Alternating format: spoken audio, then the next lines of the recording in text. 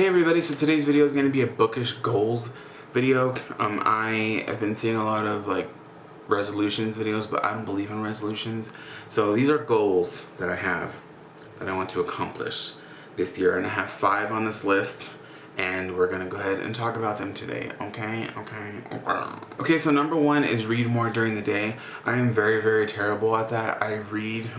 Mostly I read at night before I go to sleep, and that's a bad thing because I'm usually really tired by then and I don't read that much, and then I go to sleep, and then the next day I don't read until I go to sleep, and that's not good.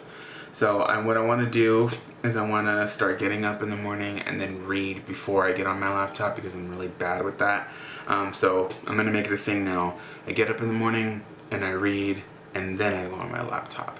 Yes, because if I get on my laptop, there's no getting me off of it. So yeah, I'm gonna try to make that a big thing for me. Number 2 is something that I talked about on Twitter, and a lot of people had a lot of opinions about it, but I'm keeping this decision, and I'm not gonna change my mind. Is I do not want to participate in any challenges, in any readathons, and in any read-alongs this year at all. Well, I lied. One challenge that I am doing is the Goodreads challenge. You know, you read how many books or whatever. The only reason that I'm doing that though is to see what I've read for the year, and I always do it, and I put 50 books for this year, and if I make 50, cool. If I don't, I don't give a fuck. Other than that, I don't want to do anything else. What I wasn't expecting is for people to have a big problem with it, and a lot of people really did, and there was shade being thrown at me for it, and I was just like, what? Is it a requirement? Do I have to participate in these challenges and in these readathons in order to be called a booktuber or something? Just go fuck yourself. Go fuck yourself.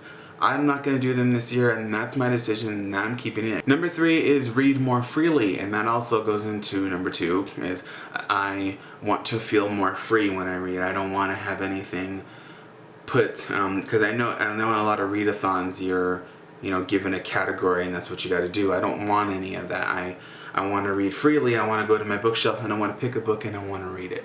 I don't want no TBR jar things, nothing. I want to read more freely. Do you understand what I'm saying? I hope you understand what I'm saying. 4 is no pressure. I don't want any fucking pressure, and that also goes into number 2 about the challenges and the readathons. I don't want to feel any pressure this year to read anything or to accomplish anything. I just want to be more free reading this year, and I really hope everybody understands that. Yes, no pressure. When I made that decision to not do any challenges except for the Goodreads one and readathons and read-alongs, I just felt like a giant weight was lifted off my shoulders because I didn't have to worry about any of that.